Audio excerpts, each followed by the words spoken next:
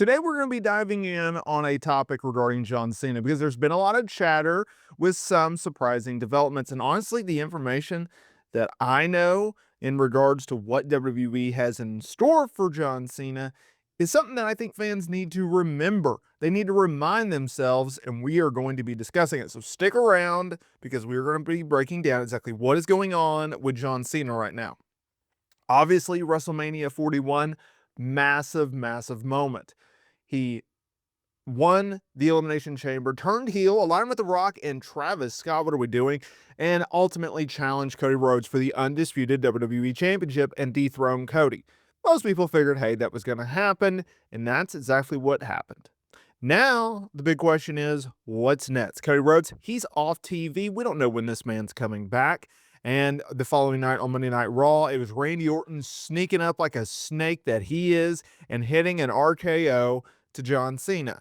It set the stage for their feud, and that's exactly where WWE is going. Now, on this week's episode of Monday Night Raw, WWE did confirm that it will be John Cena making his first title defense as undisputed WWE champion against Randy Orton at Backlash, May 10th in St. Louis. Ironically, that's Randy Orton's hometown.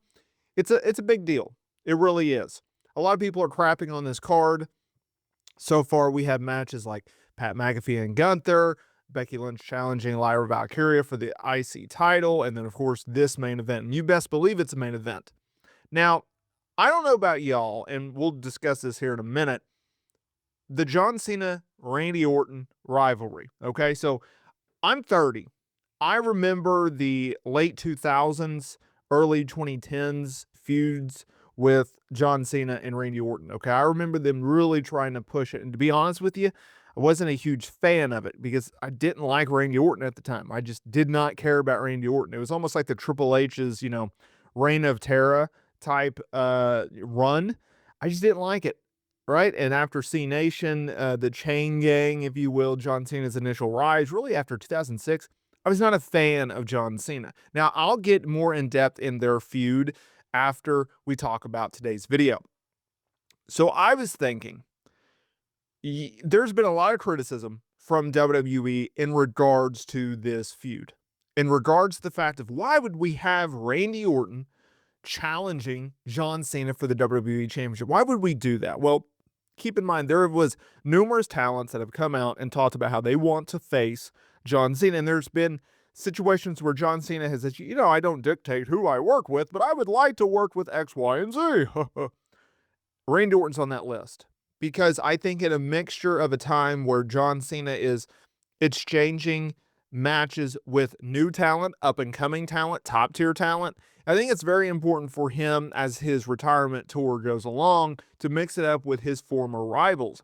Therefore, WWE's next move with John Cena is brilliant because they are going back to history. There's a ton of history between John Cena and Randy Orton. Another reason why it's a good thing is it gets John Cena on the very next PLE after WrestleMania. That was a criticism of John Cena of okay, he shows up at Raw on Netflix, he does a Royal Rumble, he does Elimination Chamber. Where is John Cena, right?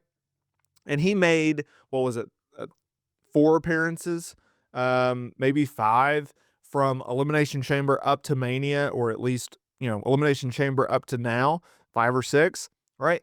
He is starting to make more appearances. He keeps counting down on television. Hey, I have 26, I have 25, right? Appearances, not matches, appearances. So that's important to know, right? Another reason why this is so good is because it's Randy Orton who is super duper over as a babyface right now. Not something in which Randy Orton has been commonly known as a over babyface in his career. He's a much better heel than he is a babyface. The fans absolutely adore this guy. They love this guy. And the idea that you can do John Cena versus Randy Orton, a historically meaningful feud, John Cena's first title defense in Randy Orton's hometown of St. Louis, Missouri, have them work one more match, have them headline the show, that's a big deal because it gives the fans a worthy contender to get behind when going up against John Cena. We know that John Cena is not going to lose the title for quite some time. We surely know that John Cena is not going to lose his championship literally the next month after winning the title. So instead of just giving him a lame duck challenger, aka Logan Paul and Jey Uso, we're getting Randy Orton, a guy that he's gonna give you good promos leading up. He's gonna give you a good solid match. There's gonna be a ton of emotion in this match, and the fans are going to love it. And it's gonna be a very interactive type of match because of the fan base. All of which I think are good reasons to do this. Now, let's go back to my initial point. The history, okay? So I'm going to try to give you guys a Cliff Note version of this, not necessarily a history lecture version of this, okay? So keep in mind, their history goes back to the early 2000s in Ohio Valley Wrestling, OVW, right? They were part of the developmental class, the infamous 2002 training class, right? You had Brock Lesnar, Batista, Shelton Benjamin, John Cena, and Randy Orton.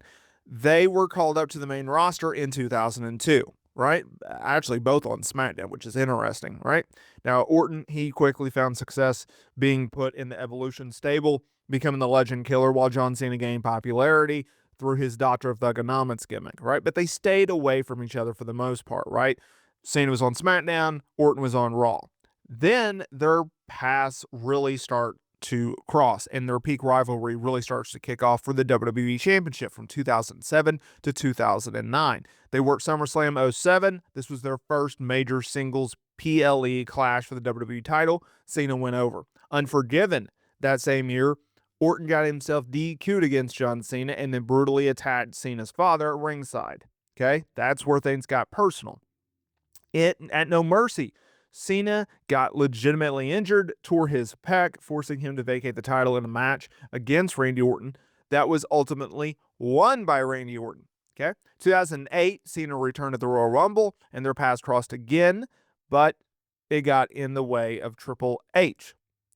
2009, the height of their feud, arguably, this year saw them trade numerous matches back and forth for the WWE title. I'm talking about Orton going over Cena at SummerSlam, Cena beating Orton in a I Quit match at Breaking Point, a Hell in a Cell match in which saw Orton regain the title, and bragging rights, Cena won back the title in a 60-minute anything goes Iron Man match in an intense 4-3 type decision.